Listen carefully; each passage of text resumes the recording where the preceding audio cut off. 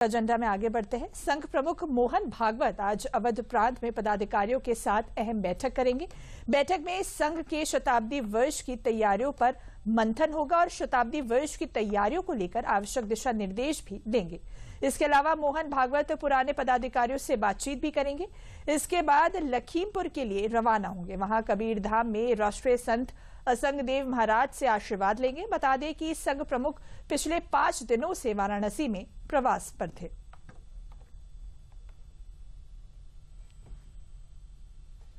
तो इस खबर पर अधिक जानकारी देने के लिए हमारे साथ हमारे संवाददाता रामीन सिंह जी जुड़ चुके हैं। रामीन जी, देखिए आज आरएसएस प्रमुख मोहन भागवत लखनऊ में एक अहम बैठक करने वाले हैं। कैसे देखते हैं इस बैठक को, क्या एजेंडा होने वाला है और क्या कुछ महत्वपूर्ण बातचीत इसमें हो सकती है? देखिए बरखा, होता क्या है कि जब सत्ताएं आती हैं तो संघ की भूमिका कमजोर हो जाती है, क्योंकि बहुत सारी चीजें सत्ता के माध्यम से चलने लगती हैं और कार्यकर्ताओं को लगता है कि संघ की भूमिका उतनी महत्वपूर्ण नहीं। लेकिन संघ परमानेंट व्यवस्था है। अगर झारखंड, उड़ीसा और असम में सरकारें बनी हैं तो संघ के कार्यकर्ताओं के त्याग के कारण बनी है, उनकी शहादतों के कारण बनी है, उनके श्रम के कारण बनी है। संघ प्रमुख अगर निकलते हैं तो उनका उद्देश्य उत्तर प्रदेश में भी यही है कि लगातार दूसरी बार सरकार बनी है तो आने वाली परिस्थितियां संघ के लिहाज से कैसी होंगी, जो चुनौतियां आने वाली हैं उनको कैसे सेटल किया जाएगा। दूसरा, भाजपा कार्यकर्ता और भाजपा नेताओं के साथ भी बैठक की जा रही है संघ की तरफ से कि किस तरीके से समन्वय हो, किस तरह उत्तर प्रदेश जैसे बड़े राज्य में संघ की स्थापना। दूसरा, वाराणसी में संघ प्रमुख ने एक बड़ी बात कही। उन्होंने आईआईटी के और इंजीनियर्स के छात्रों से मुलाकात की, एमबीए के छात्रों से मुलाकात की, जो दूसरे प्रोफेशनल कोर्सेज कर रहे हैं उनसे मुलाकात की।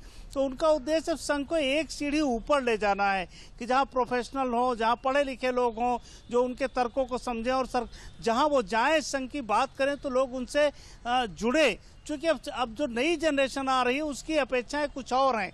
संघ की भूमिका क्या है, कैसे उससे जोड़ना है, तो इस सब पर चर्चा होगी। कुछ पुराने लोग हैं जिनसे बात की जाएगी, जो नाराज हैं या जो नेपथ्य में चले गए उनसे बात की जाएगी, कैसे वो सक्रिय भूमिका में आए, कैसे वो लोगों को जोड़ सकें। तो ये सारी भूमिका है जो संघ इस पर अनवरत काम करता है।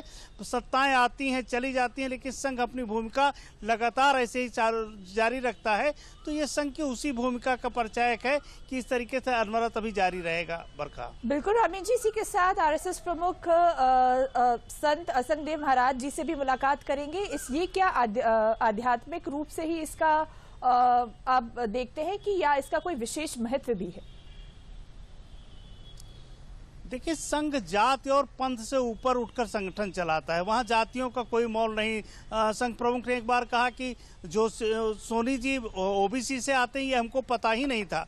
तो वहाँ इसका मायने नहीं कि कौन किस जात से आता, किस धर्म से आता, क्योंकि कबीर पंथ में भी मोस्टली हिंदू समाज से जुड़े हुए लोग हैं, सनातन से जुड़े हुए लोग हैं। तो ये पंथ हैं, तो पंथों के साथ अगर कम्युनिकेशन ठीक रहेगा तो जो हिंदुत्व की जड़ है उसको मजबूत कर सकेंगे। तो असंगदेव जी के साथ जो इनकी आज बैठक है, जो चर्चा है, जो उनको प्रणाम करने जाएंगे, नमन करने जाएंगे, उसके पीछे भी यही मंशा है कि कबीर पंथ से जुड़े हुए जो लोग हैं वो अपने को सनातन धर्म से जुड़े हुए माने और उनके साथ जुड़ाव बना रहे। तो उससे क्या, संघ से जुड़े होने का मतलब होता है कि वो आने वाले समय में भाजपा की रीति नीति से भी जुड़ते हैं। तो इस तरीके से पंथों को जोड़ करके रखना उनकी प्रक्रिया का हिस्सा है। तो उसी के तहत आज जाएंगे लखीमपुर। बरखा, बिल्कुल रामीन जी, इसी के साथ लखनऊ में बैठक करने के बाद मोहन भागवत लखीमपुर के लिए भी रवाना हो रहे हैं। उस दौरे को आप कैसे देखते हैं?